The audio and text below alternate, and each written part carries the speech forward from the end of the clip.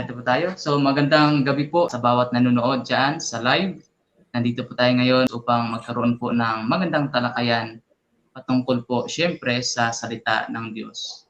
At makakarinig po tayo ng mga paliwanag na biblical mula sa dalawang pastor, si Pastor Rian Puentes at si Pastor Joel po. Sila po ang ating makakasama ngayong gabi sa pagpapaliwanag ng salita ng Panginoon. At ang topic nga po na pag-uusapan ngayong gabi ay patungkol po sa Romans 8 and Romans 9 and Ephesians 1. Unahin po muna ang tawagin si Pastor Joel sa pagpapakilala. Pastor Joel. Amen. Magandang gabi po sa ating lahat. Ito po si Missionary Pastor Joel Madlang Awa po, missionary to Cambodia. Ako po ay almost 20 years na po dito sa Cambodia at sa biyaya po ng Panginoon ay nagkakaroon po ng church planting activities dito po. Bagamat patuloy po ang paglilingkod, patuloy din ang pagre-resist ng kalaban, pero we just praise God for any victory that the Lord is giving us. So salamat po sa inyong panonood po ngayong gabi. Nawa po makatulong mo kami sa inyo. So tawagin naman po natin si Pastor Rian. Magandang gabi po sa inyong lahat at sa mga nanonood dito po sa Answering Falsehoods. At ito po, Brother Rian Puentes, isang baguhan na nagpapastor po ng dito sa New Testament Bible Baptist Ecclesia. At kami po ay bumabati ng magandang gabi sa lahat ng mga manunood at I hope and pray na tayo pong lahat ay may matutunan sa gabing ito at nagpapasalamat po tayo sa pagkakataon that we are invited here, and then with also isang napaka magandang din po na opportunity, privilege na kami makasama po namin ang isang pastor po, Pastor Joel Madlang Awa, na pinapanood pa namin noon sa YouTube pero ngayon kasama namin. Papasalamat po kami. At Brother Larry, salamat po sa pag-anyaya sa amin. Maraming salamat din po sa inyong dalawa sapagkat kayo po yung tinitingala kong mga apologies. Kasi si Pastor Rian, nakikita ko yung mga video niya laban sa mga SDA at sa iba pang sa mga debate. Tsaka si Pastor Madlang Awa naman, napanood ko yung debate niya laban kay Brother Soriano. So ngayon po, di na po natin patatagalin. Dadako na po tayo sa ating pag-uusapan sa topic. Malinaw po? Yes. Ayun.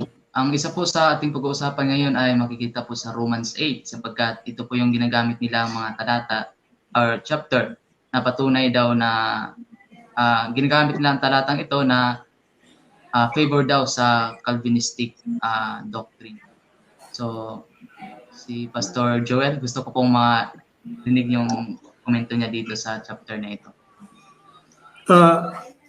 Bago ako magbigay ng komento, gusto ko lang magbigay ng introduction. Ang kasing problema kasi natin ngayon sa ating panahon is that makikita natin kung ano yung tinatawag natin na influence ng Calvinism when it comes to religion. Makikita natin especially dito sa ating pag-unawa sa mga talata sa Biblia dahil sa yung doktrina ng Calvinism, yung tulip at yung mga paliwanag niya lang yon ay masyado nang nakapasok sa maraming mga mananampalataya because of the proliferation of the books that they have. And then yung mga, lalo na ngayon, naging karoon ng pandemic, ay natutok ang mga tao sa tinatawag natin na internet, social media, itong mga ganitong programs at meron sila at meron din naman tayo. Pero makikita natin na the way we read the Bible now is laging pumapasok yung tinatawag natin na idea ng Calvinism. Kaya kapag binasa natin ng Bible, there is a tendency that there are verses that we read pero pumapasok yung tinatawag natin na idea ng Calvinism. Pero nung unang panahon, bago magkaroon ng tinatawag na pagtuturo si Augustine, hindi ganyan ang nangyayari kapag binabasa ang Biblia. We read the Bible, we do not read into the Bible. But now in our time, whenever we hear the word predestination, whenever we hear the word election, whenever we hear the word ordained, chosen and all of these things, ang unang pumapasok sa ating isipan ay yung tinatawag natin na Calvinistic view. Kaya nakakaroon ng tinatawag na difficulty whenever we read the Word of God. But I believe that if we are just going to read the Word of God and believe the Word of God at its value, literally, ay mauunawaan natin talaga kung ano ang sinasabi ng salita ng Diyos without any regard to any soteriological belief or any biases sa particular belief na nagpo-proliferate sa ating panahon ngayon. So ito yung nagiging dahilan kung bakit nagkakaroon ng difficulty sa pagbabasa ng Biblia, lalong-lalo na ngayon na we are focusing on Calvinism. And nung ako nga ay nag-aaral nito, actually I concentrated in chapter 9 and and Ephesians. Habang pinabasa ko, hindi makontrol ng aking isipan talaga na pumapasok yung Calvinism. So I believe ito yung isang malaking dahilan na dapat nating makita kung bakit nagkakaroon ng kalituhan at kahirapan ng pag-unawa every time we read chapters like this because of the influence of Calvinism in our belief, in our teaching, in our churches, in our soteriology. Kaya napaka-importante na we need to go back to the basics. Nang sa ganon, as we read the Word of God, talagang we are just reading it and we are not reading into it. At the same time, temptation din sa atin yan. Because we are against Calvinism, whenever we read chapters or verses that might favor Calvinism, we instinctively contradict those verses with our own biases. Kaya nga ang importante, I hope and I pray na mangyari ngayong gabi, is that we can look at all of these passages, these verses, these chapters, with an unbiased mind, objectively, so that we can see what the Lord is really telling us. So as I have given that introduction, if Pastor Ray will be kind enough to start with Romans chapter 8, and then we will try to chip in what we have gleaned by the grace of God in order to give more light dito sa pag-uusapan natin ngayong gabi. Alright, so maraming salamat po, Pastor Joel. Yes, malaki po itong pagkakataon na ating pong masagot at mabigay po sa mga kapatiran natin, at alam naman natin that we consider them as kapatid sa pananampalataya when it comes to salvation by grace through faith. At kailangan po yan, Pastor at Brother Larry, na meron pong alternative na makikita ang mga kapatiran natin. Not only po sa mga kaibayo like mga Calvinist po, meron po tayong masagot sa kanila o kaya maibigay sa kanila, pero po sa ating mga kapatiran na hindi pa po nagiging nag-aaral pa lang o kaya nakarinig pa lang o kaya hindi pa talaga Calvinist, ay sila po'y mapigilan po dito sa tinatawag ko po talagang useless at dangerous doctrine of Calvinism. Kaya mga kapatid, ay kailangan po talaga natin itong masagot at mabigyan po kayo ng alternative para po makikita natin.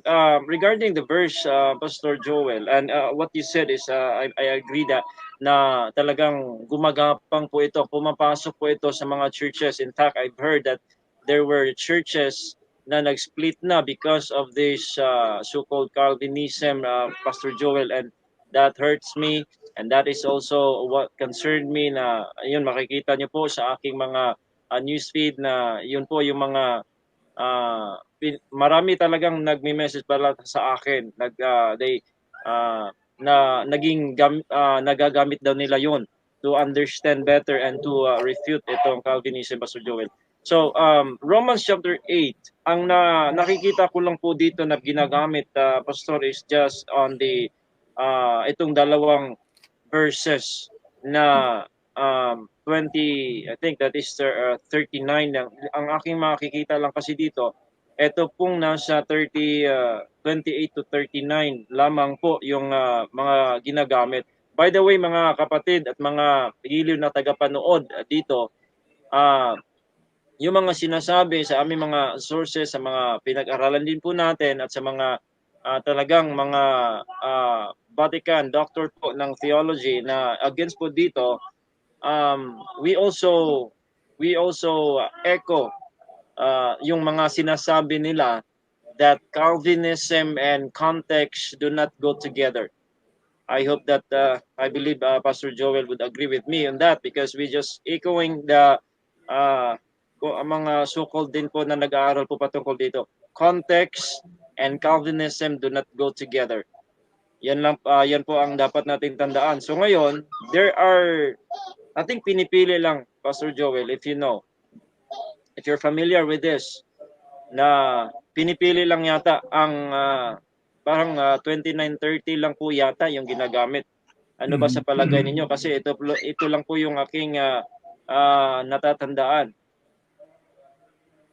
Yeah, sabi dito, for whom he did foreknow, he also did predestinate to be conformed to the image of his Son, that he might be the firstborn among many brethren. Moreover, whom he did predestinate, them he also called, and whom he called, them he also justified, and whom he justified, them he also glorified. So, kung titignan po natin ito, ay maliwanag na makikita natin that there is this foreknowledge that most Calvinists are trying to give a different definition. Ang madalas sila binibigyan definition dito ay for love, or something na hindi yung to know beforehand. Yeah. Yung magkaroon ng kaalaman ngayon pa lang sa mga mangyayari sa mga dadating na panahon. So, itong kanyang whom he did foreknow, he also did predestinate, and the predestination of those foreknown by God is to be conformed to the image of his Son. So there is no predestination here unto salvation, and there is no predestination unto damnation. Yung predestination na binabanggit dito is the conformity to the image of the Son of God. Because as children of God, our Father is holy, and we are commanded, and the Bible says, be ye holy, for your Father is holy. So, ito ho yung tinatawag na predestination na ito. Kaya nga, ito i-clarify pa ni Apostle Pablo na sinabi niya na that he might be the firstborn among many brethren. Moreover, ito yung pagpapalawak, whom he did predestinate. Predestinate to what? To be conformed to the image of his dear Son, them he called. And whom he called, them he also justified. And whom he justified, them he also glorified. So ang end goal nitong calling na ito, o ang end goal ng predestination na ito, is glorification. And glorification is us conforming wholly to the image of the Lord Jesus Christ. Pagka ang Panginoon nagpakita siya in his state of glory doon sa Mount of Transfiguration, na nagkaroon siya ng body na kakaiba, glorified body, and then maliwanag sa 1 Corinthians 15 na tayo ngayon ay nandito lang sa body na pansamantala, nabubulok, tumatanda, mamamatay, but then darating ang panahon na tayo bibigyan ng new body ng Panginoon which will correspond to the body of the Lord Jesus Christ, and we call that the glorified body. So ito ho yung the whole story ng mga sasampalataya sa ating Panginoon, na sila ay ililigtas ng Panginoon, na sila ay aariing ganap ng Panginoon, at sila ay luluwalatiin ng Panginoon. So yun yung nakikita ko dito, and I cannot see any hint of Calvinism here, na kung saan sinasabi na meron ng predestinated na mga individual na pumunta sa langit, at ang kabaliktaran nun is therefore predestinated na mapunta doon sa impyerno. Wala yun doon. Pero sinasabi ko lang na kung yan ang kanilang pinaniniwalaan, kinakailangan din nilang paniwalaan yung tinatawag natin na double predestination, and they actually deny that. Pero we are getting ahead of ourselves because first and foremost, it is not even mentioned here in Romans chapter 8, verses 29 and 30. Yun po yung aking nakikita dito as I look at the face value of the Word of God without any bias, without any preconceived notion regarding this. I'm simply reading it and telling people what these verses are actually saying. So yun po yung nakita ko dito, Brother Ray and Brother Larry. Yes. Ang aking gustong ano lang po, kung meron pa bang ibang talata aside from this na mga talata, kasi I believe na ito lang po yung nakikita kong talata na ginagamit, Pastor. So, ang sabi po dito kasi, for whom he did foreknow. Yung foreknow na po yan ay meron pong mga tao, mga paniniwala na nagbibigay po ng parang ibang mga kahulugan. Ika nga, sabi ni Pastor Joel kanina, merong ibang kahulugan po sila dyan sa yung he did foreknow. Kasi yung iba, merong naniniwala na yung foreknow na yan, that is also foreseen. Yung nakikita na ng Diyos kung sino-sino po yung sasampalataya at pipiliin po nyo yung mga individual na batay po, base po sa kaniyang nakikitang pananampalataya kung sino-sino po yun. Yun ang ibang mga kahulugan. Tapos meron din tayong nakikita, lalo na po dito sa mga Calvinist na ito, na ang kanilang nakikita dito o kaya interpretation o ibig sabihin definition dito is that ito ay for ordination. So God set his love doon po sa mga certain mga unconditionally, no, yung mga pre-selected individuals before the world began. Kaya yun ang sinasabi ni Pastor Joel kanina na foreloved, and yun ang mga nakikita. Pero mga kapatid, ang napakalinaw at pinakasimple po na intindihan natin sa foreknow is yung pong tinatawag na formerly known, no, yun known before, at yan po ay mababasa natin if you can turn your Bible to Romans chapter 11 verse number 2. So there are Paul is makikita natin na he's referring to maraming mga nakikita niya, for example the Old Testament saints, no, doon po sa 11:2 ng Romans. Ito po nakasulat. Okay, babasahin ko na lang.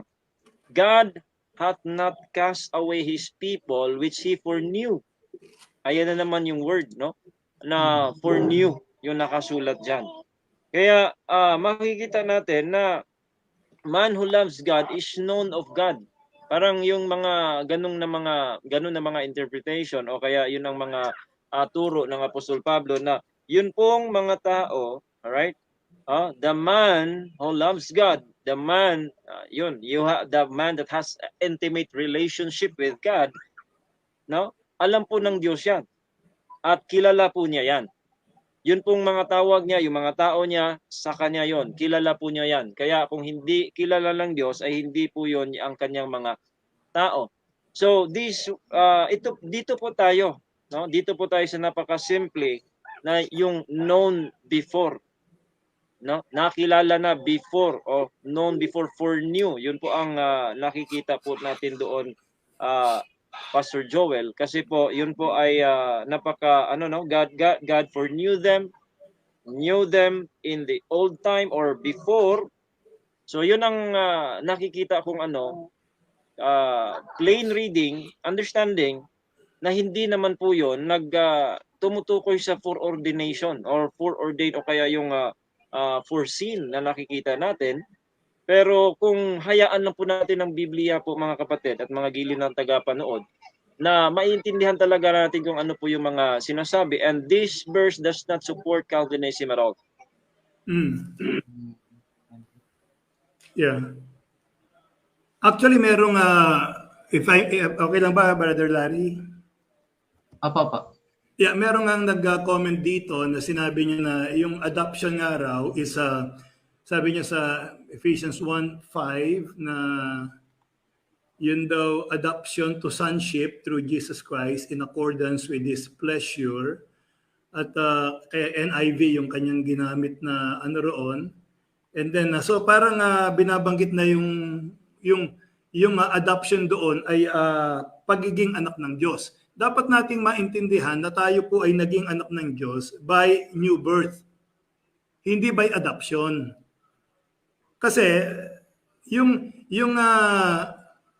maliwanag yan, unless a man be born again, ye must be born again. Yun yung para tayo maging miyembro ng pamilya ng Diyos. Dito siguro, akala niya yung adoption, ito yung pagiging anak ng Diyos. Ang adoption kasi, dalawang meaning yan. Una, yung binibigyan ka ng adult position doon sa pamilya ng Diyos. Kaya nga, the moment that we got saved, we already have our responsibilities and duties as a Christian. We can perform that. Hindi yung tayo magsisimula ng bata hanggang dumating tayo sa adulthood at saka pa lang natin ma-enjoy yung mga privileges at saka magagawa yung mga responsibility. And another thing, adoption is the completion of our salvation. Tingnan mo rito sa Romans chapter 8 and verse number 23. Meron ditong sinabi ang Bible.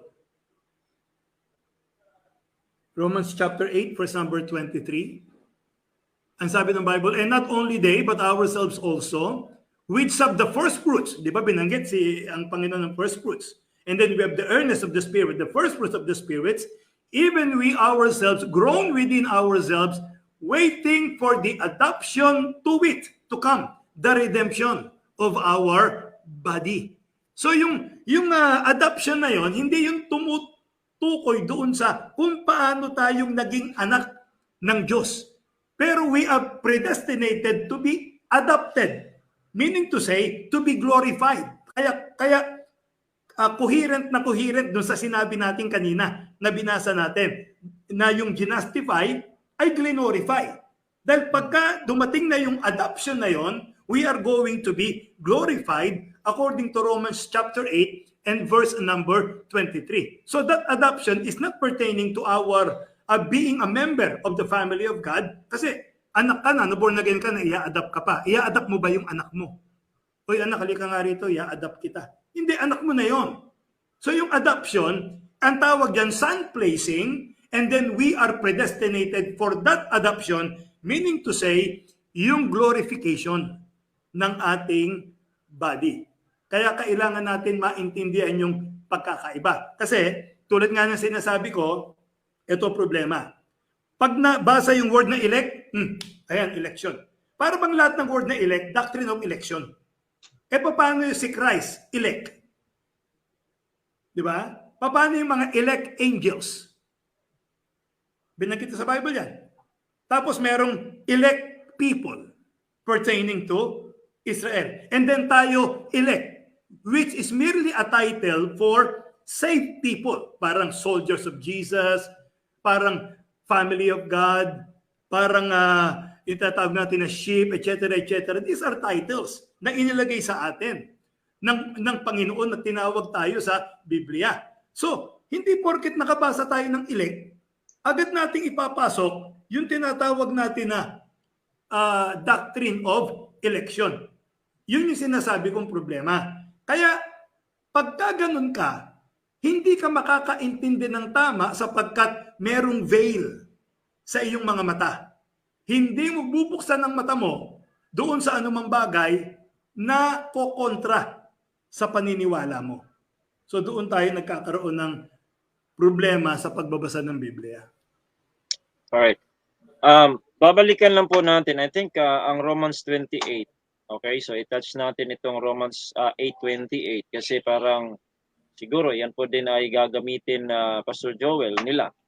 Kasi ang sabi po dyan, and we know, so we're using King James Version of the Bible. No? Ang sabi dito, and we know that all things work together for good to them that love God, to them who are the called according to His purpose. Ayan. yan po ay again, wala pong kahit anino diyan na nagpapabor po sa tulip na turo, doktrina. Ang napakalinaw po diyan na nakasulat, ang sabi diyan ay we know, na yan po ay translated from the Greek word oida, na that is a present active indicative po na pagkasulat sa Greek, if you know that, pero hindi na po natin yan itatouch na masyado kasi nakikita natin na we know. Yan po ay makikita natin na yan ay sulat ng Apostol Pablo na nagpapahiwatig po yan, no, na naiintindihan o kaya nalalaman natin based on observation yung mga bagay kung papaano po yung dealings ng Diyos in the past. So we learn that na even good things or all things, meaning good or bad, pero po sa kahuli-hulihan dyan ay it works para po sa purpose ng Diyos na yan po ay magaganap. So that is an observation in the past, no? Hindi po yan hindi po ibig sabihin na nakikilala na ng tao yung kahit hindi pa siya nasa kay Kristo, hindi nakikilala na, meron ng intimate relationship, wala pong ganon. And anyway, hindi po naman natin sinasabi na yan po ang sinasabi nila. Gusto lang po nating ipaliwanag yan na kahit anino po ng tulip dyan ay wala po sa talata. Kasi ang pinasabi po ng Apostol Pablo that we know that all things work together for good, that is an observation kung paano po gumawa ang Diyos.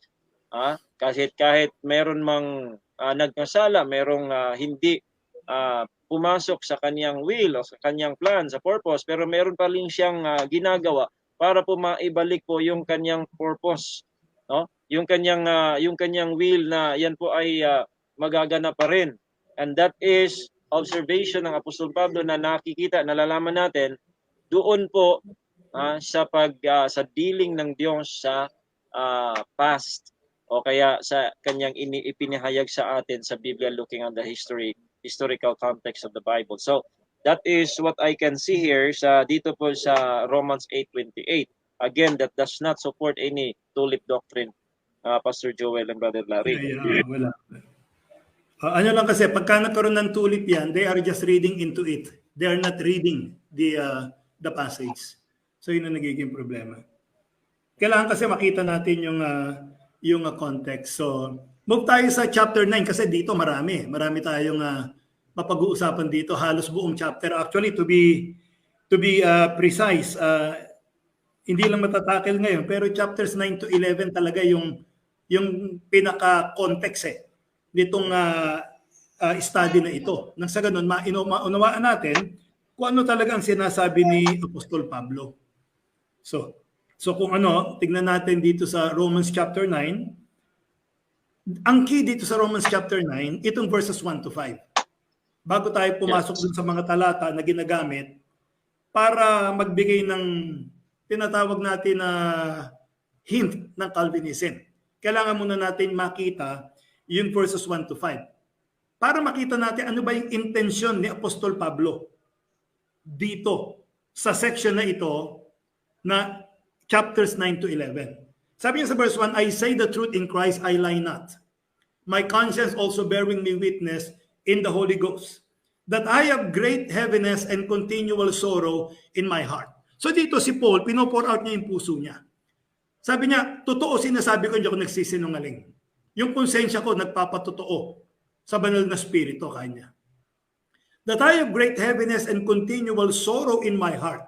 For I could wish that myself were accursed from Christ, for my brethren, my kinsmen according to the flesh. Dito pa lang, kung titignan natin agad, kung si Pablo ay naniniwala sa tinatawag natin na doctrine ng Calvinism, at kung si Pablo naniniwala sa unconditional election, sa total depravity, sa limited atonement, bakit sinabi ni Pablo, for I could wish that myself were accursed? Hindi niya ba alam na ang pumili sa kanya ang Panginoon?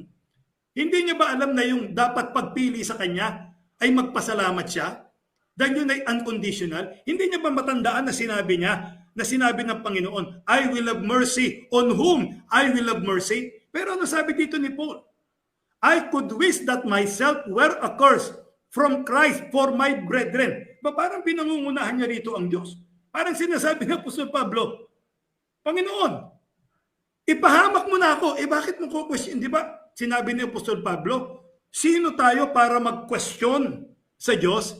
So, hindi ako Calvinista, pinapakita ko lang kung gaano kalayo dito pa lang sa simula para bigyan mo ito ng kulay ng Calvinism.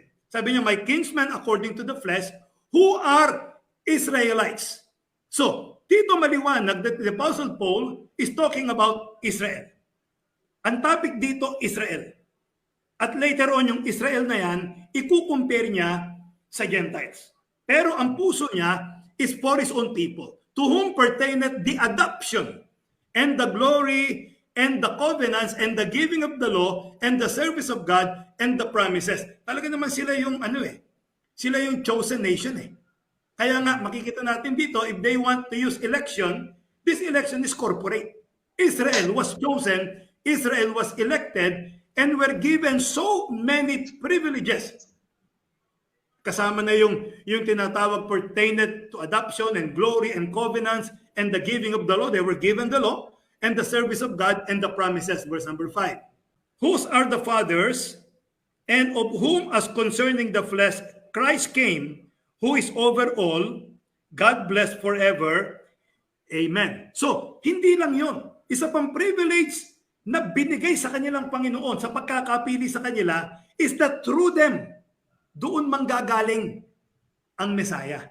So, dito sa verses 1 to 5, we need to understand na si Pablo ay binuksan niya ang kanyang puso, yung kanyang desire na hindi baling mapahamak na siya, mas gugustuhin niya pa.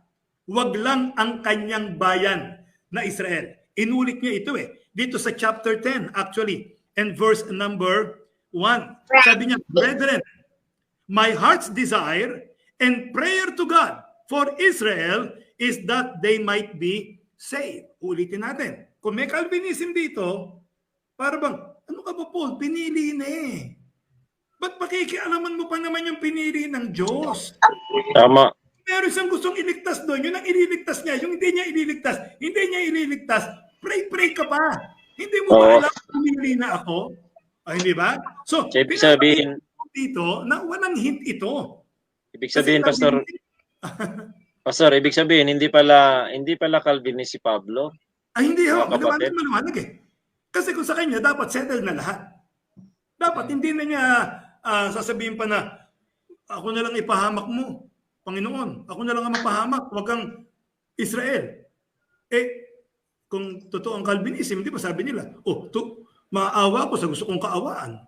Yung hindi ko gustong kaawaan, hindi ko kakaawaan. Di parang pinangungunahan ni Pablo. Dito pinangungunahan na naman ni Pablo ang Panginoon. Inulit niya pa ito sa chapter 11 verse 13 Sabi niya, for I speak to you then Gentiles, inasmuch as I am the apostles of the Gentiles, I magnify my office. Ibig sabihin, bagamat siya'y tinawag ng Panginoon para dito sa mga hentil, minamagnify niya yung office na yun, pero ang puso niya nasa Israel pa rin. Tingnan mo dito sa verse number 14. Sabi ni Paul, if by any means I may provoke to emulation them which are my flesh, pertaining to Israel, and might save some of them. Kita mo? Ano sinasabi ni Pablo? Kung pwede, ma-provoke ko sila sa jealousy. Dahil ako'y nagmi-minister sa mga Gentiles. Para kung sila'y ma-provoke sa jealousy, yung iba maligtas. O kita mo na? So ibig sabihin, hindi maliligtas yun, pero Paul is hoping na sila'y maligtas sa ginagawa niya. So ibig sabihin, may magagawa si Paul, at ginagawa ni Paul ang magagawa niya para yung tingin niya ng mga Israelitang hindi maliligtas, baka maligtas.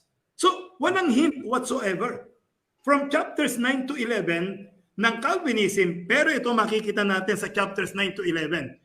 Paul is declaring to them how God is dealing with Israel and how Paul is trying to win Israel to the Lord. Yes. Tama. Kasi yun ang desire niya. So kung yun ang desire niya, yun ang kanyang gagawin. So verses 1 to 5 pa lang yan, na binanggit ni Pablo, bago pumasok doon sa tinatawag natin na mga verses na ginagamit for Calvinism. So wag nating alisin ang verses 1 to 5 kasi madalas magsimula lang sila sa verse number 6 at nakakalimutan ang purpose nitong chapter 9 na ang desire ni Paul ay maligtas ang bayan ng Israel. Ayun. Gusto ko lang balikan, Brother Larry, no, Pastor Joel. Again, yung baka merong mga kapatiran natin na nanonood na hindi masyadong familiar dito kasi I think if you're studying Calvinism, lalo na po itong predestination kanina na nabanggit lang natin. Just 1 minute lang po. Kasi meron pong pinaka-analogy na napaka-basic, Pastor. We believe in predestination. We believe in predestination pero yung ating predestination po, yun pong mga banal, okay? For example, yun pong ang Panginoong Jesucristo, yung kanyang kaligtasan, yung kanyang ino-offer na kaligtasan, pagka ikay mapasok doon, you are predestined to heaven. No, kagaya lang po ng isang mga ginagamit na analogy like a plane, Pastor Joel, na yung plane na yan, if that is plane going to America, kung yan po ay going to America, yan po ay predestined to be there. No? Pero hindi po yung predestination na yan, hindi po yon hindi kasama doon po yung papaano ka mapasok doon. No? Papaano ka mapasok? That is different po kung papaano ka mapasok. Pero pagka mapasok ka na doon, pagka nakasakay ka na sa eroplano na yon, talagang pupunta ka sa langit o kaya pupunta ka sa Amerika. That is in Christ. Yeah. Kung ikaw po'y nasa kay Kristo, yes, predestined to heaven ka. Okay? Kung ikay nakasakay po ng eroplano, yes, predestined to America ka kasi papunta yan doon. Yan po ang ibig sabihin noon na yung predestination natin. Pero hindi po yung pagpasok, yung pagsakay. No, hindi po that is different Kaya we believe in also that kind of predestination if you may, mga kapatid. Pero ngayon, nakikita natin dito, balik tayo, Romans chapter 9, napaka-importanting mga punto po 'yon. Again, uulitin ko po. Context and Calvinism do not go together. Yan. Kaya bakit po, Pastor Joel, mag-start sila sa verse number 6? Paano naman yung number 1 to 5? Okay? Kasi pag nag-start ka, yes, go ahead. Pag nag-start ka sa verse number 6, mabibigyan mo agad ito ng parang pundasyon doon sa tinatawag natin na Calvinistic lens. Kung paanong tinitignan ng Calvinist itong mga talatang ito.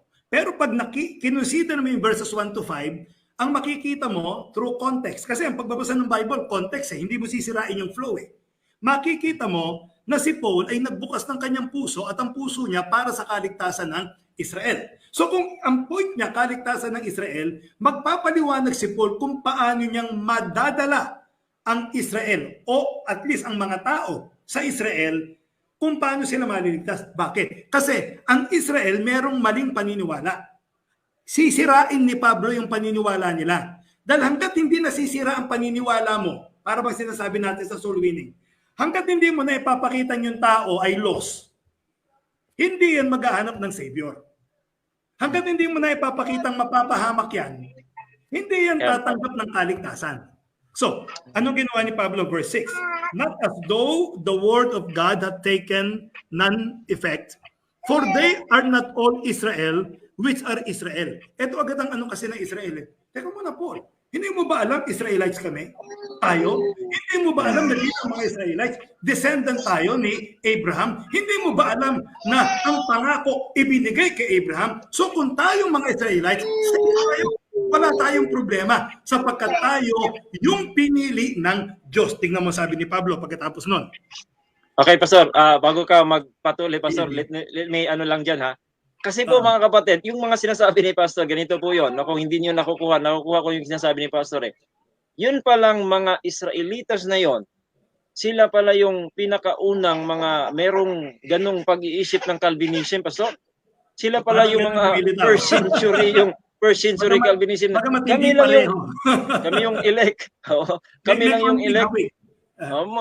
Parang merong ganon, no? Nakikita ko. Sige, tuloy mo po, Pastor. Sabi niya, so, ito ang gandang ginawa ni Paul. Sabi niya, edi walang kabuluhan yung salita ng Diyos. Kasi Israel tayo Di dapat tayo yung pinili, tayo yung okay. Naman sa verse 7. Sabi ni Paul, for they are not all Israel sa 6, which are of Israel. Unang sinira ni Pablo, hindi lahat ng Israel o Israelita ay tunay na Israel. Kaya sabi niya, for they are not all Israel which are of Israel. Okay. Kita na agad dito ni Apostle Paul na yung kaligtasan o yung pagpili ng Panginoong Diyos, hindi dun sa bloodline. Hindi sila dapat dun tumingin. Verse 7, neither because they are the seed of Abraham. Sabi nila, seed kami ni Abraham. Are they all children? But in Isaac shall thy seed be called. Sabi niya, sige, galing nga kayo kay Abraham. Pero tandaan nyo, hindi lahat ng galing kay Abraham sapagkat may dalawa siyang anak. Di ba? Yeah, tama. Yung dadaanan o yung pinili ng Diyos ay yung kay Isaac. Shall thy seed be called. Okay. Verse 8, that is, they which are the children of the flesh, these are not the children of God, but the children of the promise are counted for the seed. Ngayon, yung seed dito, isa lang eh. Makikita mo rito talaga, ang pinupunto talaga rito ni Apostol Pablo, yung isang privilege sila kanina, sa inyo manggagaling ang Mesaya. Tama. So pinapakita dito kung saan seed dadaan yung Mesaya. At the same time, pinapakita ni Pablo na yung iba nilang paniniwala o pinangahawakan ay mali. Sabi mo sa verse 9, for this is the word of promise, at this time will I come and Sarah shall have a son. And not only this, but when Rebekah also had conceived by one, even by our father Isaac. So doon yan dadaan. Tapos ngayon, eto na ngayon, papasok tayo dito sa tinatawag natin na matinding verse na ginagamit ng mga Calvinists, 11 to 13. At tignan natin ha. For the children, being not yet born, neither having done any good or evil, at the purpose of God, according to election. Ayun, may election eh. Kaya sabi nyo, kita mo na. Election niya, pinili ng Diyos sa kaligtasan. Wala mo sinasabi eh. Tuloy natin ha. That the purpose of God, according to election, might stand, not of works. Pinakita na naman sa kanila na yung election na yun, yung purpose ng Diyos sa election na yun, is not of works. Kasi sa kanila binigay yung law. Akala nila yung pagtupad ng law, doon maliligtas. So unang sinira ni Paul, hindi bloodline. Pangalawang sinisira ni Paul, hindi righteousness through the law. Kaya not of works, but of him that calleth.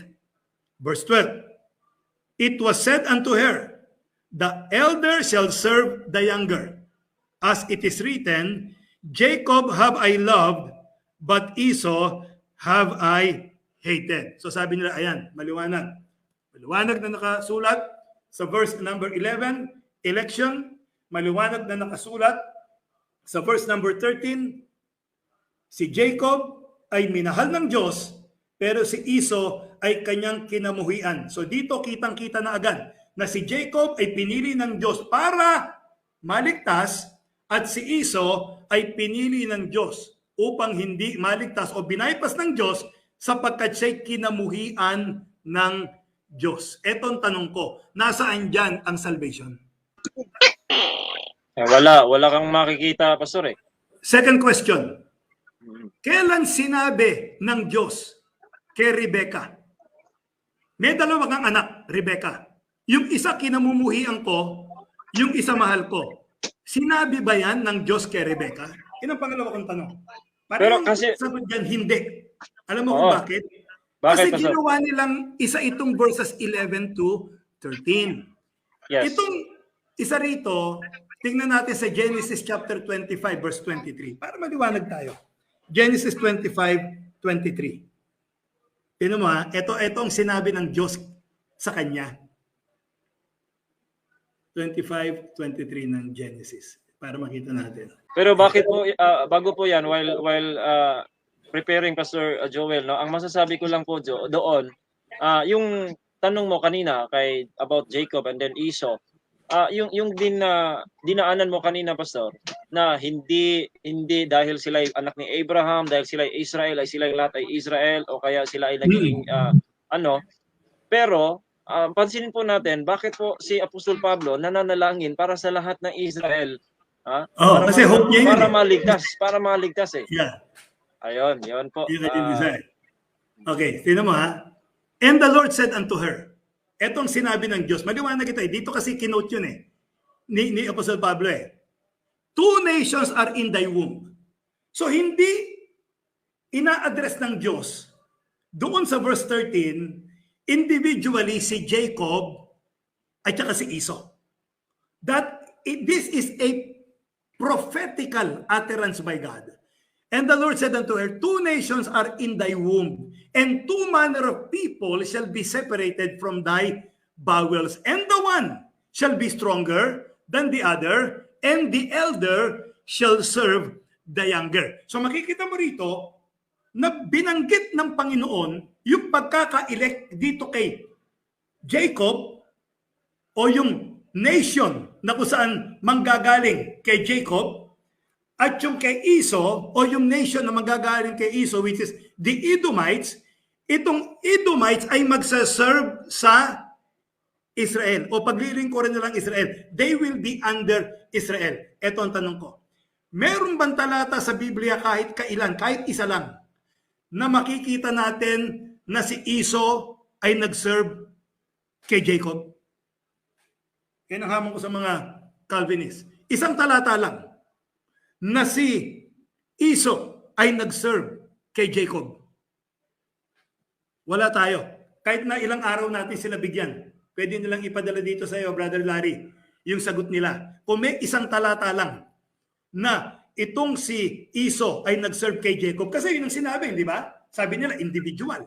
Etong si Jacob, yung talagang si Jacob na isang tao, at si Esau na isang tao, at sinabing ganun, yung elder will serve the younger. Saan nila mababasa yan? Sa buong Bible, kahit isama mo apokripa, wala silang mababasa. Bakit? Kasi prophetic yan at tumutukoy yan sa nation.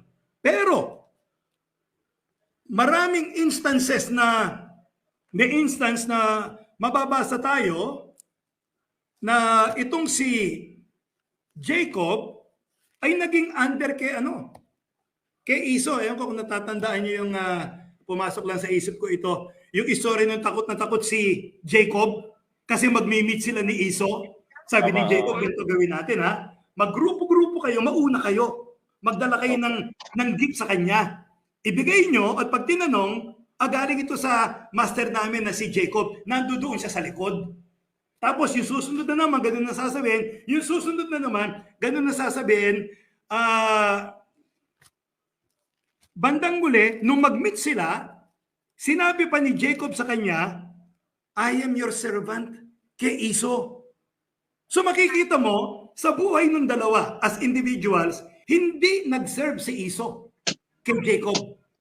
Pero si Jacob, 4 na beses yata o 5 beses na nagpa-under dito kay Esau. So doon pa lang maling-mali na ang kanilang interpretation. Bakit? Kasi pinag-isa nila. Si Pablo, nung kinukwento niya ang tungkol sa Israel, nagkakaintindihan sila ng mga Israelites. Alam ng mga Israelites na yung binabanggit ni Pablo, iba yung sa Genesis.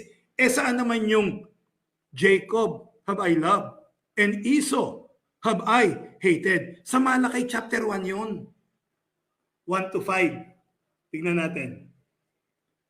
Malakay chapter 1, 1 to 5. The burden of the word of the Lord to Israel by Malakay. Ayan, to Israel by Malakay. I have loved you, saith the Lord.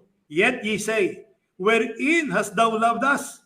Was not Esau Jacob's brother? Saith the Lord, yet I loved Jacob.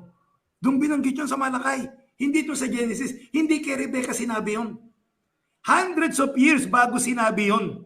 Bagamat sa Romans, isang verse lang ang pagitan. Verse 3. And I hated Esau, and laid his mountains, and his heritage waste for the dragons of the wilderness. Whereas Edom, ani Edom? Edomites, yung descendant ni Esau. Sino itong Israel? Nakausap sa verse 1, descendant ni Jacob. So totoo na prophetical yung Genesis, ito naman historical kasi nangyari ito. And Yeah. then, whereas Edom saith, we are impoverished, but we will return and build the desolate places. Thus saith the Lord of hosts, they shall build, but I will throw down, and they shall call them the border of wickedness, and the people against whom the Lord hath indignation forever, and your eyes shall see, and ye shall say, the Lord will be magnified from the border of Israel. Maliwanag pa sa sikat ng araw, mali ang intindi ng Calvinist sa Romans chapter 9 verses 11 to 13 dahil ginawa niya lang election unto salvation, yung sinabi ng Diyos na I have loved Jacob and Hated. Esau I hated. Puro Israel lang ang tinutukoy pa doon ng Panginoong Diyos. Wala pang kinalaman ang sino man. Ano sabi ni Paul sa verses 1 to 5? Heaviness. I wish myself to be accursed. Dahil yun ang desire ni Pablo, maligtas ang Israel. Kaya doon, maliwanag na maling-mali ang Calvinist. Kaya nga pag ang Bible, binasa mo without any prejudice. Makikita mo talaga yung sinasabi ng Bible. Walang ibang papasok kung hindi kung ano lang yung sinasabi ng Biblia. So, ang punto po ng Apostol Pablo pala, Pastor Joel, na noong pong merong heaviness sa kanyang puso para sila'y maligtas, though sila naman yung pinili, no? Kasi na Jacob have I loved, so they kaya nga gustong maligtas ng Apostol Pablo. Sila nga yung ang unang pinangaralan ng Apostol Pablo. Pumapasok siya sa mga sinagoga. Bakit po? Kasi po pangaralan niya po yung mga kanyang alam ni Pablo na sila yung piniling tao ng Diyos. Kaya unang-una doon po, kahit siya po'y pinili na to bring, sabi ng Panginoon Jesucristo, I will send you to the Gentiles. Yet, ang inuuna po niya, yung pong mga sinagoga doon po sa mga Hudyo po siya nauna. Acts chapter 13, doon po nung nireject na, sabi niya, we will go to the Gentiles. Pero yung desire na, Pastor, pinapakita niya dito, na since even God loved you so much, Jacob have I loved. So that's why yun din ang aking heaviness. I love you, that's why I want you to be saved. Tama. Yan po ang ibig sabihin na doon, Pastor. At maliwanag doon, Pastor Ray, pinili ang Israel, pero hindi para maligtas. Hindi sa kaligtasan. Kaya nga, pinapanalangin para maligtas, Pastor Joel. Pinapanalangin para maligtas. Kaya hindi pinili man sila. Pero hindi ibig sabihin, kasi nga, meron nga tayong ipapaliwanag patungkol po sa election na yan, that election, there are people that is elect, even unbelievers, they are elected by God to carry out His plan, to carry out His will, para po gagawin yon. Or ang pinaka-example dyan si Judas. Kaya even Israel, they were chosen, pero hindi chosen to salvation, Pastor Joel. Actually, meron akong mga, Pastor may mga tanong ako ditong gusto ko, may mga Calvinist nakikinig Marami. Talata na ito, Romans 9, 11 to 13. Sige, una kong tanong ito. Ang Diyos ba na merong sovereign justice, kamumuhian niya ang isang tao na wala namang ginagawang masama? Kaya nga. Kasi nakalagay doon, hindi pa pinapanganak, wala pang ginagawa. Kaya nga. Nakita mo wala pang ginagawa, kinamuhian na niya. Naalala ko yung yung mag-asawa Pag gising nila sa umaga, lumapit yung misis niya. Sinampal niya ganun. Sabi mo, sinampal. Wala mo akong ginagawa Sabi ni mister niya, wala ka pang ginagawa. Hintahin mong may gawin ka pa. So, parang ganun God, ang Diyos ba sa kanyang sovereign justice, mamumuhi sa isang tao na wala namang ginagawang masama? Yan ang una. Ito pangalawang tanong ko. Ang Diyos merong perfect nature. At yung perfect nature ng Diyos ay hindi siya pinapayagan na gumawa ng anumang bagay na mali. Naniniwala ka ba, Pastor? Yes. Hindi kaya ng Diyos gumawa ng mali. Kasi perfect ang nature niya di ba? Pero pwede bang tignan natin itong Matthew chapter 5 verse 22? Yan, 5:22 ng Matthew. Ayan, tignan ko rito babasahin ko habang piniprepare. Matthew 5:22. But I say unto you, that whosoever is angry with his brother without a cause, shall be in danger of the judgment, and whosoever shall say to his brother Raka shall be in danger of counsel. Ang point ko rito ito. But I say unto you that whosoever is angry with his brother without a cause. Ano sabi doon? Wala pang ginagawa ang Diyos, wala pang ginagawa si Iso, hindi pa pinapanganak, kinamuhian na. Abay, ang Diyos ba gumagawa ng mabuti, nakamuhian niya ang isang tao na wala pa naman ginawang masama, so namuhi siya ng walang dahilan? So, ibig sabihin, Pastor, papasok dyan yung mga sanggol in the age of innocence. Oo, impyerno lahat yun. Lalo na pong hindi pa naipanganak, lalo na po 'yon. O kasi sa mga nakikinig, alam nyo, ang nakakalungkot kasi dito is that ang Diyos na ipe-paint na hindi maganda eh. Kamukha sige, isipin nila yon. Tama ba yon? Ito, pangatlong tanong ko. Dito sa Luke chapter 6:27. Dito sa Luke 6:27, sabi rito ng Panginoon, love your enemies. Di ba sinabi ng Panginoon yan, mahalin natin ang ating kaaway? So ito ang tanong ko.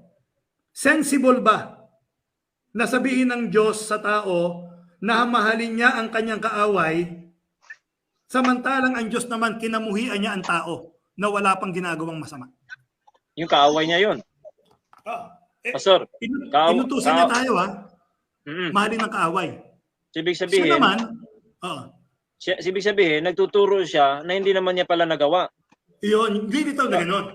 Kasi Pastor Joel, we were enemies, sabi nga doon sa Ephesians chapter 2 eh. We were enemies when we were without Christ. Yes. So enemy pala tayo ng Diyos. Pero sabi ng Diyos, love your enemies. Pero I hate my enemies. Parang gano'n ang sinasabi. I hate Esau. Wala pang ginagawa. Yun pala, yun ang problema doon, Pastor Joel eh. Paano namang magiging tama yun? Ito pa. Ito pa. Dito sa Mark chapter 10, 21 to 22. Meron ditong rich young man, ruler, na lumapit sa Panginoon. Sabi niya, Panginoon, ano bang gagawin ko para ako magmana ng buhay na walang hanggan? Yung tanong sa kanya nung Sabi niya, gawin mo to. Sabi niya, mula nung kabataan ko, ginagawa ko na yan, kanya. Sabi ng Panginoon, isa yung kulang mo pa. One thing daw lakes kanya. Ano yun? Ibenta mo lahat ng iyong ari-arian, pamigay mo, and then come follow me. Ang sabi ng Panginoon. Ano nangyari doon sa rich young ruler? Umalis siya na malungkot sapagkat nagtitiwala siya sa kanyang yaman. And then ano ang sinabi ng hindi naligtas yun, most probably, di ba? Kasi umalis siya na ganun eh. Pero kung babasahin natin yung talata, tingnan nyo, babasahin ko Mark chapter 10, 21-22. Ito dapat makita to ng mga tao Kasi hindi ito binabasa ng mga Calvinist. O kung binabasa man, hindi nila talaga binibigyan ng kaliwanagan. Then Jesus, beholding him, loved him, and said unto him, hindi ito naligtas. Or most probably, hindi naligtas ito kasi nga nagtiwala sa yaman niya. Pero ano sabi ng Panginoon? And Jesus, beholding him, loved him. Paano masasabihin na ang minahal lang ng Diyos ay yung mga ililigtas niya, pinili niya? Ito nga, hindi ito sumampalataya. Tapos ito pa matindi tingnan mo. Tingnan natin bigla ngayon sa verse number 23. And Jesus looked round about and saith unto his disciples, how hardly shall they that have riches enter into the kingdom of God? Pansinin mo to. Kung ang Diyos may pinili, unconditional election, di ba? Yung pinili nyo, i-regenerate yun. Pag i-regenerate yun, bibigyan nyo ng irresistible grace. So, lahat sila maliligtas ng ganong paraan. Pero bakit sinabi rito ng Panginoon, mahirap sa mayaman ang makapasok sa kaharian ng Diyos? Ano ba, pahihirapan pa ng Diyos yung mga elect niya? Sabi nga, hindi Binigyan niya nga ng irresistible grace Siya nga yung kanilang object of salvific love, kang ganun. Pero sinabi mismo ng Panginoon, gaano kahirap sa ito. Pero pansinin mo ha, hindi ibig sabihin hindi maliligtas. Mahirap lang. Bakit? Kasi pinaliwanag niya sa verse 24, and the disciples were astonished at this word, but Jesus answered again and said unto them, Children, how hard is it for them that trust in riches to enter into the kingdom of God. Hindi mayaman, ibig sabihin, mahirap maligtas. Yung nagtitiwala sa pera, mahirap maligtas. Bakit? Kasi nabubulag siya sa pera, pero may May possibility pagkakataon. May pagkakataon. Yeah. realize niya at siya ay maligtas. Kasi Pero ang mahirap isa, sabing hindi. mahirap eh. Pero ang sabi pa dyan, Pastor, ito ay nasabi ng Panginoong Jesucristo na mahirap maligtas yung nagtitiwala sa kanyang kayamanan. Pero yan po ay nasabi niya after na narrate po ng sumulat na Marcos that Jesus loved him. Yung hindi naligtas eh. Minahal. So akala ko ba yung elect lang yung minahal, Pastor Joel? Kasi ganito yan, Pastor Ray. Sa kanila, minahal ng Diyos lahat ng tao. Iba lang yung pag-ibig niya sa pinili. Ganun yun. Minahal niya lahat ng tao, pero special yung pag-ibig niya, ang tawagan nila salvific love. Pag-ibig na nakapagliligtas. Pero kaya lang, ito problema. God is not a respecter of person. Yun ang problema. So, kung meron siyang minahal ng higit sa iba, respecter of person siya, impartial siya. Ay partial siya, hindi ba? May kinampiyan siya, may favoritism siya. So, tataliwas na naman yun sa karakter ng Diyos. That God is not a respecter of person, sabi sa James, hindi ba? So, kung hindi ka respecter ng person, umibig ka, iibig ka ng pantay-pantay. Dahil wala kang itinatangi. So, yun ang magiging problema ron. Kaya ito yung apat na tanong ko na sana sagutin ito ng ng Calvinist. Ulitin ko, i-summarize ko lang ha. Ang Diyos sa kanyang sovereign justice, mamumuhi ba siya sa isang tao na wala pang ginagawang masama? Number 2, ang Diyos na mayroong perfect nature na nagpo-prohibit sa kanya na maging mali, gagawin niya ba na magalit sa isang tao nang walang dahilan? Number 3, ang Diyos ba sa Luke 6:27 na ang Diyos ba mag-uutos sa atin na mahalin natin ang ating mga kaaway samantalang siya ay hindi niya inibig yung kanyang mga kaaway kasi ipapahamak niya dahil sa impyerno. At saka pang-apat, yung hindi naligtas sa Mark chapter 10, 21-22, maliwanag sinabi dito ng Biblia, Jesus loved him. Kung pag-aaralan mo nga yung konteksto, talagang yung emotion ng Panginoon sa kanya matindi. Kasi nga napakamasunurin lahat ginawa niya liban sa isa. Isipin mo yun, isa lang kanya hindi mo nagawa. Yung ipamigay mo yung yaman mo at sumunod ka sa akin. Oo, pero parang may sagot na yun eh. Meron akong video dito, Pastor, na napanood na may sagot na yung una.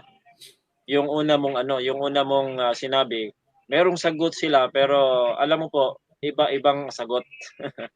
Meron pong sagot, like for example, Dr. James White, merong sagot siya po na yes, hindi pa nga naipanganak eh.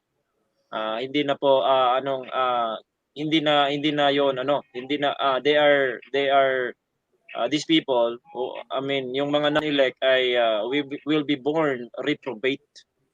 So, yan na po. Tapos yung mga, yun pang mga sinasabi na yun po ay talagang sinasabi nila. Even, meron din po magsasagot na yung mga babies na mamamatay po, kung elect po yun, langit, yung isa, kung hindi, impyerno. Pero, matindi po yan na pagkasabi, kasi po, according to the Lord Jesus Christ, for of such is the kingdom of heaven, doon po sa mga bata. Pero yan po ang Pastor eh. Pero alam mo, iba't iba po. Kasi po iba't iba talaga yung mga Calvinist din eh. Calvinist. Ay, sabihin sila nakakasundo sa kanilang mga paniniwala. Hindi po sila nagkakasundo. Kaya yun po ay isang tanong. Bakit po hindi sila nagkakasundo? Yan ba ay free will nila na hindi sila magkakasundo? O yan ba ay decree ng Diyos sa kanila na hindi talaga sila? bakit hindi sila nagkakasundo. Meron pang Yan, ibang sir. 4 points sa Calvinist lang, Pastor. Oo, ano. Oo, Merong meron din hyper, pong may hypo. may hyper, yes. So, yan po, hindi nagkakasundo at iba't iba yung mga sagot. They were asked, saan galing po yung evil? Iba po yung sagot ng iba yun pong sagot. And I'm talking about theologians and scholars and doctor of theology sa kanilang realm, no? Sa kanilang circles. Sa hanay nila, ha? Sa hanay nila, pero iba't iba po yung kanyang sagot, and then we have sources on that. Pero Maganda, sir, babalik tayo. makakita ako din ng mga sources na ganyan kasi ako talaga hanggat maaari ang ginagawa ko ay binabasa ko yung Bible tinitingnan ko rin kasi kung ano man ang sabihin nila, if it will not align with the Word of God, kahit na sabihin pa nila na itong pinakamagaling na theologian sa buong mundo, hindi nang pinag-uusapan kasi ang final authority pa rin natin, walang iba kung hindi ang Bible. At saka maliwanag na maliwanag, yung pinaliwanagan natin doon kay Esau at saka kay Jacob, napakaliwanag na yun pinakita na natin yung Old Testament verses, pero hindi pa rin nila makikita yun. Yun ang sinasabi ko. Kahit na in-search mo na, pinakita mo na kung ano yung ibig sabihin ng Panginoon, sasabihin pa rin nila, hindi. Bakit? Kasi ito yung aking paniniwala. Yeah. Naalala ko yun, nung pag ako'y nagsusoul winning, nung ako'y nasa Pilipinas, may makakausap ako. Ay, ako'y sarado katoliko, meron ako sarili kong paniniwala, wala akong pakialam sa sinasabi mo. Yun, napakahirap nun. Mahirap paliwanagan yun. Kapag talagang ayaw tumanggap ng turo. Ano? Kaya nga sinisikap natin, Pastor, Bible Kaya nga bine-verse by verse ko Tama. Para makita natin maliwanag Yun po mga sinasabi na kung ano po yung kinagisnan ko, yun po, doon po ako mamamatay, yung mga ganung mga prinsipyo, no? Yun ang sounds familiar sa mga ganung. Kaya punta tayo sa susunod, 9, meron pang dito tayo sa 13 So meron pang 14, 15 at ang pinaka paborito din po nila dito yung verse 15, Pastor. Sige, sir, ikaw at paborito nila yan Paborito ka rin kasi nila kaya ikaw magpaliwanag. Parang hindi nga ako paborito na-block na nga ako dun sa tapos hindi nga makipag-usap sa akin. Pero yes, verse 15, sabi dito, for he saith to Moses, I will have mercy on whom I will have mercy, and I will have compassion on whom I will have compassion. Plain reading of the text, plain understanding of the text. Ang sabi po ng Diyos doon, I will have mercy on whom I will have mercy. Yun po yung tinatawag nating sovereignty, no? Isa din po yun na he will have mercy on whom he will have mercy. Bakit po? Kasi po ang sabi ko na kanina na parang mga modern, mga old na unang mga Calvinist sila kasi yung mga yung mga Hudyo, no? Kasi nga hindi sila naniniwala nga na ang mga hintil ay maligtas. Yung mga hintil ay mabibigyan. Anyway, dito po diyan sa Romans 9, mga kapatid, ay makikita po natin that ang pinaka konteksto po dito pinapakita ng Apostol Pablo that God is extending his mercy. He is extending his mercy to the Gentiles, tayo. Ayan po, doon po kasi makikita natin yan mamaya doon po sa chapter 11, napakalinaw yan, 10 and then 11. So dito, sabi niya kay Moses, I will have mercy on whom I will have mercy, and I will have compassion on whom I will have compassion. Kung sino po yung gustong kaawaan ng Diyos, no? Walang magki-question diyan. Kung gusto ng Diyos, yes, oo nga. Kayo nga yung pinakamahal ko. Kayo nga yung tao ko. Kayo nga yung elect. Kayo nga yung chosen. Pero if I will have mercy to the Gentiles, no? Yan po ang aking wala pong maka-question diyan. I will have compassion on whom I will have compassion. Pastor Joel, yun po ang nakikita dito wala namang problema dito sa verse number 15 siguro. Kung plain reading, walang presuppositions po na ipapasok. Sabi ng Diyos, kung sino yung kaawaan niya. Kung sino yung kanyang meron siyang compassion, at sinong makapag-andyan to question God, to extend his love to or salvation to the Gentiles also. Mga sinasabi kasi nila dyan, anong magagawa mo kung sino mamahalin ng Diyos or sinong hindi? Yung gagamitin nilang verse 15 eh. So, wala kang magagawa kung mamahalin ka man ng Diyos or hindi. Yung sinasabi nila. Pero hindi. Yes, sige, go ahead. Makikita naman natin dito na ang Israel talagang pinili ng Diyos. Pero hindi ibig sabihin na sila lamang yung maliligtas. Kaya nga itong mga Israelita, mga self-righteous na gusto nila, sila lang maliligtas kasi sila ang pinili ng Diyos. Pero pinakita dito ni Pablo na hindi lang pala para sa mga Israelita ang Diyos, pati rin pala sa mga hintil ang kaligtasan, hindi lang para sa kanila. Oo, demonstrated yan in Romans 11, Pastor Joel that meron palang deepness and unfathomable understanding or kaya yung will and plan ng Diyos patungkol po sa kaligtasan kasi nga the fall of Israel, yung hindi pagtanggap nila sa kaligtasan, naging blessing po yun doon sa mga hintil. Yung mga sinasabi ng Apostol Pablo doon, mga kapatid. Kaya dito po, from Romans chapter 9, makikita natin na meron din pong sinasabi dito, kasi nga ang sabi nga ng Apostol Pablo sa kanyang mga sulat na hindi ibig sabihin na dahil kayo Israel ay totoong kayo ay ligtas agad. Hindi. Kasi dapat kailangan ay meron yang kondisyon. Ngayon, kung i-extend ng Diyos ang kanyang compassion, His mercy to the Gentiles, ay hindi po ninyo yan maki-question kung gusto niyang kaawaan yung mga hintil. Yun po ang ibig sabihin dito. Hindi po ito sinasabi na kung kaawaan ka o hindi man, hindi mo maki-question. Hindi yan sinabi sa talata. Ang talata po, kung gusto po niyang kaawaan ang mga hintil, ay gagawin ng Diyos yan at walang maka-question doon, mga kapatid. Yan, ganito, maliwanag Sabi niya, I will have mercy and I will have compassion on whom I will have compassion. Pwede natin babasa 18 kasi papaliwanag na lang ito na hindi yung may gusto, hindi yung tumatakbo, etc. Pero sabi niya rito, therefore hath he mercy on whom he will have mercy, and whom he will, he hardeneth. So ito ang tanong. Nung ba sinabi ng Diyos na I will have mercy on whom I will have mercy, ang ibig bang sabihin nun, hindi siya magkakaroon ng mercy sa lahat? Sinabi ba yon? Hindi ba hindi? Yeah. So ibig sabihin, may possibility na meron lang kakawaan ng Diyos at may possibility na merong hindi. Pero knowing God, yung karakter ng Diyos, love, merciful, di ba? He's not willing that any should perish, and all of these things. Kaya sabi ko, connected itong chapters 9 to 11. Kasi, itong tanong na ito, sinagot ito ni Pablo mismo. Kung ano yung sagot niya rito. Tingnan natin sa Romans 11:32. For I would not, brethren, that ye should be ignorant of this mystery, lest ye should be wise in your own conceit, that blindness in part is happened to Israel, until the fullness of the Gentiles be come in. So merong blindness in part. Ito yung sovereign na will ng Diyos sa kanila, na ginawa ng Diyos, kasi sovereign ng Diyos, may mga pagkakataon talaga He will step in, of blindness in part. And so all Israel shall be saved. As it is written, there shall come out of Zion deliverer and shall turn away ungodliness from Jacob. Darating daw one time, masasave ang buong Israel. For this is my covenant unto them, when I shall take away their sins.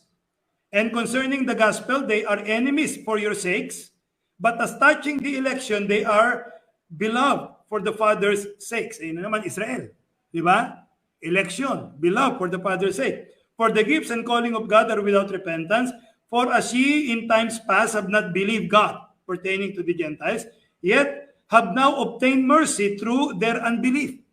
Kaya, ginamit ng Diyos yung kanyang sovereignty na siya'y nag-step in na talagang pakialaman yung programa sa Israel nang sa ganon, maligtas ang mga hentil. Kaya sabi rito, for as ye in times past have not believed God, yet have now obtained mercy through their unbelief. 31. Even so have this also now not believed, that through your mercy they also may be obtained. 32. For God hath concluded them all in unbelief. Lahat sila, Israel. All. That He might have mercy upon all. So, sino yung gustong kaawaan ng Diyos, bigyan ng mercy? All. Sa 32, napakaliwanag. Hindi pala elect lamang yung bibigyan ng mercy, Pastor Joel. Yung Israel kasi hindi dinidil dito eh. Kaya nga, di ba sabi, all Israel will be saved. Maliligtas din lahat yan. Pag tapos ng fullness of the Gentiles, maliligtas ang Israel kasi nga, makakaroon siya ng awa. Sino ba ang kausap nung sinabi nga, I will have mercy? O no, I will have mercy? Si Moses, nakikipag-bargain siya. At sabi ng Diyos, kakawaan kong gusto ko. Pero ang Israel nga ay beloved niya. Ang Israel nga pinili niya. Ang Israel nga ay talagang tinrabaho niya hanggang doon sa katuparan ng pangako niya na ang lahat ng Israel ay maliligtas. Kaya nga, for God had concluded them all in unbelief that He might have mercy upon all. Kaya nga, Pastor, noong sila'y nag-unbelief, sila nga naputol upang maipasok tayo, mag-grafted in tayo as the Gentiles. Alright? So, yan lang po yung mga sinasabi. Yan po ang sagot. Hindi yung mercy, yung mga pinili na modern sa Christians. Pinili, kundi sa lahat. Oo, lahat ng Israel kasi yun ang point eh. Kaya yung sinasabi ko, dapat ang basa contextual. Oo. Ngayon sabi mo, ba't pumunta ka sa 11? Ang tawag doon ay merong tinatawag tayo na near context, merong tinatawag na remote context. Doon ina-apply natin ang comparing scripture with scripture. May tanong eh. Pinaliwanag pa ni Pablo lahat na nangyari sa Israel. Ayun ang conclusion. Magkakaroon siya ng awa sa lahat. Kanang Panginoon. Ayun. So yan po yung na ano natin ngayon, Pastor, parang marami pa kasi. Marami. Kaya 11 lang naman tayo eh. Oo. So parang Brother Larry, parang itutuloy pa natin ito next time. At mga kapatid, ito po ay pagsisimula, no? Anyway, hindi lang po dito yan. On my channel also, we'll be preparing for this para po refuting Calvinism, and then mga brothers and sisters namin na meron pa talagang mga gusto mag-aral at kaya gusto malaman po ito at saka yung ibang views ay ma-compare po natin, ay we want to help you. Mga brothers natin na mga nandyan pa rin sa Calvinism na yan ay again we love you, no? Gusto po naming mabigyan po, pag-aaralan po natin kung yan po ay tama, sige, we will accept it. Pero as of now, sa ating mga nakikita, sa ating mga talata na ngayon na mga binabanggit natin o pinag-aralan natin, parang hindi talaga papabor eh. Pero ang dami pa po. Hintayin po, I think we will have more on this, Pastor Joel. Not only here, Brother Larry, but also sa ating channel also. Brother Larry. Pero bago tayo umalis, natatawa lang talaga ako eh. Pagkatapos mong ipaliwanag lahat, at sa atin maliwanag, hindi ko, siyempre pag malabo sa'yo, hindi natin maiintindihan. Talagang meron pa rin mga nagsasabing, paano maliligtas ang Israel? Punong-puno sila ng, hindi, talagang para bang ganito, sinubukan mo na Brad gisingin yung nagtutulog-tulugan? Naranasan niyo na ba yun? Mahirap. Hindi mo magigising yun. Nagtutulog-tulugan eh. Yung tulog, magigising mo talaga yun. Pero yung nagtutulog-tulugan, minsan bukusan mo na ng hindi pa magugulat yun eh. Kasi nagtutulog-tulugan lang siya. Yun ang talagang minsan na nakakalungkot. Kaya nga, yung sinabi mo kanina, maybe talagang we can affirm na context is the enemy of Calvinism. Yeah. At lalo na po kung pupunta na po tayo sa Ephesians, at yun po yung talagang nakikita kong pinag-aralan ko talaga. Makikita natin yan, yung Ephesians, mga kapatid, na ginagamit din po nila. Anyway, lahat naman ng mga verses Lalo na po yung John, ako po, yan po ang pinaka-paborito ko din po, Pastor Joel, yung Ephesians 1, Ephesians 2, tsaka John, sa buong konteksto ng John, kahit anino po dyan na mga ginagamit na mga talanta, tandaan niyo po, Calvinism and context do not go together yan. Kaya, quoting the book of John, tapos pa isa-isa dalawang verses, i-expose natin yan. Tingnan po ninyo, wala pong kahit aninong Calvinism po doon po sa aklat ng Juan. Sinisigurado ko po yan sa inyo. Aabangan nyo po yan, mga kapatid. My brother Larry, So, siguro dito na po tayo. Wala na akong masabi. Napailiwanag na lahat. Wala na maidagdag. So, siguro dito po tayo nagtatapos. Maraming salamat po kay Pastor Rian Fuentes at saka kay Pastor Joel Madlangawa sa pagpapaliwanag sa 8 and 9 ng Romans. So siguro naman malinaw po sa lahat yon. Yung mga paliliwanag nila, maliban siguro nasabi ni Pastor na nagtulog-tulugan lang siguro kahit malinaw naman yung mga paliwanag.